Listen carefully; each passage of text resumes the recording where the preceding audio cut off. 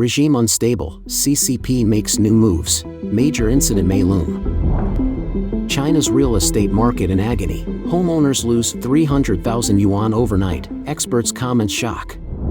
Guangxi torrential rains cause disaster, CCP official directly states disaster is confidential. China's epidemic continues to escalate, sudden deaths surge, virus experts analyze.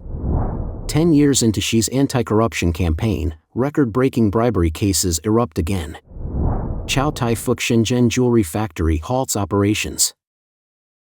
It's all covered in today's China Truths. Regime unstable, CCP makes new moves, major incident may loom. Over the past 3 weeks, a notable shift has occurred within the Chinese Communist Party as provincial party secretaries have taken on new roles. Analysts advise the public to remain vigilant. Since May 15, party secretaries from Shanghai, Yunnan, Chongqing, and Anhui, among others, have led meetings of the provincial national security committees, serving as their directors.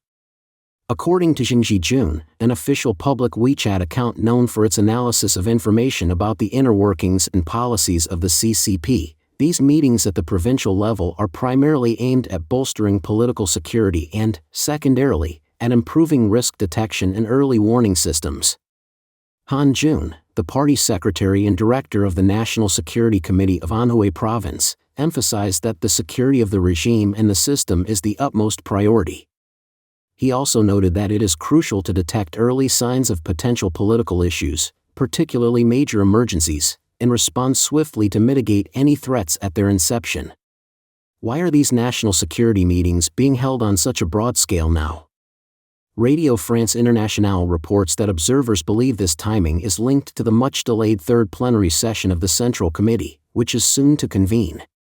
It's still uncertain whether this session will tackle the significant unresolved economic issues or the deepening internal conflicts within the party.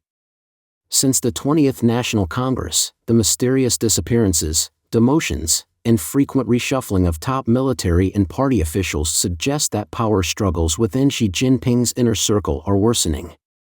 This context makes the forthcoming plenary session critical for implementing measures to preemptively address potential problems, viewing any signs of instability as significant threats to the regime's security. Financial Truth, an independent financial news outlet, interprets the successive meetings of the provincial national security committees as a critical indicator. It appears that Xi perceives a significant threat, has devolved national security powers, and is urging local officials to quickly quash any disturbances. A netizen commented, "The decentralization of national security powers is essentially the start of a warlord conflict." Regarding the command of the armed police, if it is not decentralized, how can they respond swiftly in an emergency? If it is decentralized, it could strengthen local forces excessively. This presents an unsolvable contradiction, where one cannot have both stability and decentralization. Yet, Xi behaves indecisively and irresponsibly, leading to much anticipated drama ahead. China is currently in a perilous phase in terms of both politics and economics. In a recent live broadcast, self-media personality Zhai Shanning discussed the escalating tensions between Xi's faction and the conservative elements within the Chinese Communist Party. Zhai noted his familiarity with several high-ranking officials who adhere to Deng Xiaoping's conservative approach. These officials maintain considerable clout and are proponents of continued CCP governance. However, they regard Xi Jinping as betraying the CCP, accusing him of reshaping the party to align with his personal agenda and insisting on personal loyalty over allegiance to the party. This has resulted in a stark rift between Xi's supporters and traditional party members at the top echelons. Xi believes the strife between these factions is set to intensify. He metaphorically stated that a fortress is most vulnerable to destruction from within, predicting that China will experience future divisions between the central and local governments, as well as among the local governments themselves. Xi further elaborated that the Chinese Communist Party is currently out of money. They have implemented every possible policy to stimulate the real estate market, including lifting all purchase restrictions, but the market has failed to rebound. This is a dire situation, as if the real estate market cannot be salvaged, it will drag down the entire economy with it. This includes triggering a cascade of crises in the banking sector, related financial institutions, and local governments. Xi predicts that the next major crisis China will face will be a financial one. China's real estate market in agony. Homeowners lose 300,000 yuan overnight, experts comment shock. The Chinese real estate market is in a dire state. On June 6, a video circulating on X platform showed a housing development in Xinzhou, Guangxi province, where prices had plummeted to 5,000 yuan, approximately $700 per square meter. Some buyers who had already purchased properties claimed to have lost 300,000 yuan, about $41,407 overnight, and demanded refunds. The video depicted a chaotic scene in what appeared to be a sales office, with disgruntled homeowners attempting to seize documents and objects, while others demanded their money back. New home prices in major Chinese cities have now fallen for 11 consecutive months. According to data from the National Bureau of Statistics, prices dropped by 0.6% month-over-month in April. Smaller second- and third-tier cities have experienced similar declines. The sharp drop in housing prices is a recent phenomenon. Local governments had previously prevented real estate companies from drastically reducing prices. However, as the economic slowdown persisted and home sales became more difficult, local governments began allowing developers to lower prices around the end of last year. The New York Times reports that this has led to widespread frustration among buyers who purchased properties before the discounts were offered.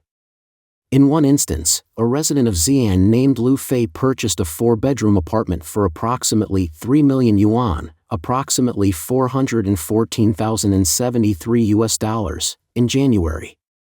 She later discovered that the state-owned developer, Poly Group, was offering a discount of about 290,000 yuan, approximately $40,027 to recent buyers of similar apartments. She claims that the developer's salespeople pressured buyers to pay down payments and then announced a significant discount the day after receiving the deposits. A recent online video features renowned economist Xiang Songzhua, president of the Shenzhen Bay Area Financial Research Institute, stating that housing prices will continue to decline and that this trend is unlikely to change in the short term. He attributes this primarily to China's declining population and falling birth rate. He warns that those who bought houses in the past hoping to make money will likely not see those gains materialize, and those who purchased with a mortgage could end up in negative equity. He said that this warning is not an exaggeration. Many people are already burdened with significant debt. The falling prices aren't confined to residential buildings. Office rental rates are also declining across major Chinese cities. According to a survey by the Japan Real Estate Institute covering 15 global cities, Shanghai experienced the most significant rental drop at 2.3%, followed by Beijing and Hong Kong. This decline in office rent is linked to the economic slowdown in the Greater China area, compounded by geopolitical risks affecting mainland Chinese companies listed in Hong Kong. Guangxi torrential rains cause disaster, CCP official directly states disaster is confidential. On the 35th anniversary of the Tiananmen Square massacre, on June 4, heavy rains struck Guangxi, causing flash floods in Tangwan Village, Wuzhou City. The floods submerged houses and trapped residents. By June 6, videos showing the flooding in Guangxi had gone viral. These videos depicted floodwaters invading homes, with water levels reaching at least 1 meter high. One video showed a man cooking in a flooded kitchen, with water up to his hips, almost touching the stove. Another video captured a woman, taller than 1.6 meters, struggling in mud as people pulled her out of water at least 1.5 meters deep. Additionally, footage showed a mudslide tearing through streets and destroying roadside buildings. Benlu News highlighted that this intense rainfall had caused river levels in Wuzhou to rise sharply, flooding urban streets and rural farmlands. Despite inquiries about the rescue operations, casualties, in the most affected areas, the Emergency Management Bureau's response was blunt: "I cannot tell you about the disaster situation." Phoenix Network had reposted this report, but it has since been removed. According to the China Weather Network, rainfall in Guangxi is expected to lessen on June 6 and 7, though heavy to torrential rain will persist in areas like Fangchenggang, Qinzhou, Beihai, and Yuan. From the day after tomorrow, a new wave of rain will begin, bringing local severe storms and heavy rainfall, which requires caution and preventative measures. China's epidemic continues to escalate, sudden deaths surge, virus experts analyze. The new coronavirus epidemic in China is worsening, with an alarming increase in sudden deaths and overall fatalities. Chinese citizens express deep concern, saying, "What is this virus doing? Our immune systems are in overdrive. Pediatric clinics are overrun, and we're seeing constant fevers, colds, and runny noses." Recent online videos have revealed a new peak in the epidemic, showing many children infected and suffering from severe pneumonia symptoms, which has led to a critical shortage of hospital beds. Analyzing the frequency of sudden deaths, Dr. Dong Yuhong, a European virologist and infectious disease expert, stated that this indicates that the COVID-19 epidemic has persisted in China. The actual scale of infections or deaths is largely obscured by the Chinese government's policy of non-disclosure, covering up, and suppression. Since the latter part of last year, the new coronavirus has rapidly spread among children and now to adults. The Chinese Communist Party denies the seriousness of the epidemic when addressing the international community but uses different terms for the disease internally to conceal the truth. The CCP has officially stated that the number of cases labeled as whooping cough in April soared to over 90,000, nearly 83 times the number from the same period last year, suggesting that the actual figures might be even higher.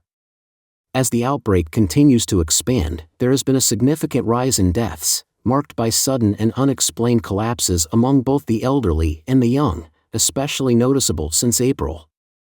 One widely noted incident involved a delivery worker in Xi'an, Guangxi, who suddenly collapsed and died in mid-April. Partial data from official obituaries indicates that at least 6 young police officers in areas such as Heilongjiang and Inner Mongolia died suddenly from mid-April to early May, with the youngest just 31 years old. Dr. Dong elaborated on the virus's impacts, stating that this virus can cause silent hypoxia, which is an acute respiratory distress syndrome leading to extensive lung consolidation and subsequent ventilation failure, resulting in hypoxia and potentially death. While this condition doesn't typically cause immediate death, it silently inflicts severe lung damage, making it particularly perilous. She added that the virus also induces vascular changes that can result in heart attacks and strokes, common causes of sudden death. Furthermore, it can compromise the brain's central controls, like the respiratory center. If this center is attacked, it could also lead to sudden death. As previously reported, insiders have revealed that the CCP has suppressed the true extent of the epidemic, forbidding the use of the COVID-19 name, preventing hospitals from issuing COVID-19 certificates, and even ordering the destruction of all documents related to the COVID-19 epidemic. 10 years into Xi's anti-corruption campaign, record-breaking bribery cases erupt again. Over a decade into Xi Jinping's killing tigers and swatting flies anti-corruption campaign, China continues to uncover high-profile corruption cases, breaking records in the scale and speed of the bribes involved. On June 5, the Datong Intermediate People's Court in Shaanxi Province handed a life sentence to Sun Shutao, a former vice chairman of the Shandong Provincial Committee of the Chinese Communist Party, for accepting over 129 million yuan, about $17.8 million, in bribes. From 2001 to 2023, Sun exploited various high-ranking positions to facilitate business operations, project contracts, and personnel adjustments in exchange for bribes. Although many bribe attempts were incomplete, Sun's full confession and cooperation with the authorities led to his life sentence, along with the forfeiture of his political rights and personal assets. Similarly, on May 28, Bai Tianhui, former general manager of China Huarong International Holdings Limited, received a death sentence for accepting bribes exceeding 1.1 billion yuan, about $152 million, from 2014 to 2018. Despite his role in uncovering other major crimes, the severity of his actions outweighed the merits of his cooperation. This follows the death sentence of Lai Xiaoman, a former executive of the Huarong Asset Management Company, who embezzled nearly 1.8 billion yuan, about $248.6 million. Over a decade, Lai averaged 490,000 yuan, nearly $68,000 per day in embezzled funds.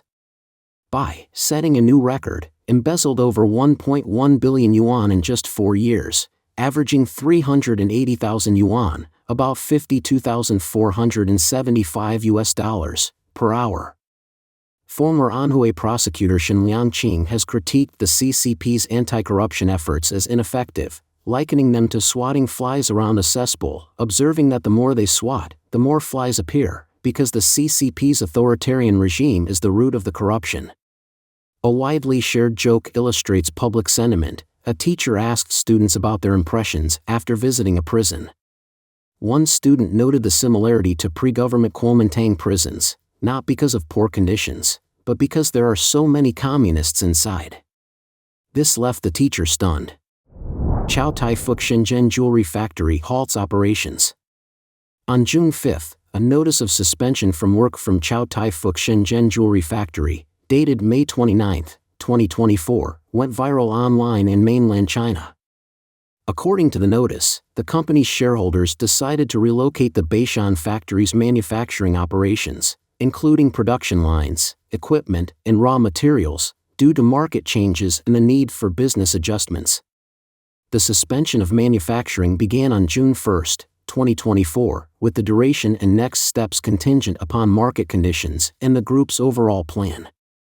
Starting June 1, employees from specific departments, including the high-end jewelry and inlay departments, were put on leave, with the company agreeing to pay their salaries until June 30 as per their contracts. Blue Whale News reported that employees confirmed the notice's authenticity. Some expressed disappointment, noting the factory's closure felt like a sudden end to their careers. The company offered affected employees 2 options: a compensation package or relocation to the Shun factory. One long-term employee mentioned that compensation was based on a formula of N+3, but noted that compensation was capped at 30,000 yuan, about $4,141 in Shun, regardless of service length. Another employee highlighted the saturation in the Shun factory, indicating limited employment opportunities there. Contacts with the Shenzhen factory yielded defensive responses.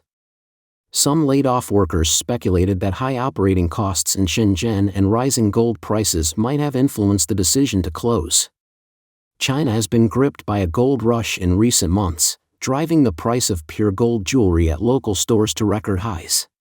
Prices have jumped from around 600 yuan, about $82.83 per gram, to over 700 yuan, about $96.64, with a brief dip in between. This surge, combined with already hefty in-store processing fees, has pushed up prices at major retailers like Chow Fook, leading to a drop in same-store sales. According to public information, the Chow Fook Group, owned by the Cheng Yutong family from Hong Kong, operates 3 factories in mainland China. The Shenzhen site, primarily focused on R&D, has now ceased operations. According to their mid-year report up to September 30, 2023, the company saw a slight reduction in employee costs. Following media attention on June 5, Chow Fook clarified that some claims were inaccurate and outlined its strategy to reallocate resources and optimize efficiency, which included moving some production units to Shund. Don't forget to leave a comment in the section below to share your opinions on today's topic with us. Make sure to like and subscribe to see more interesting topics from China Truths.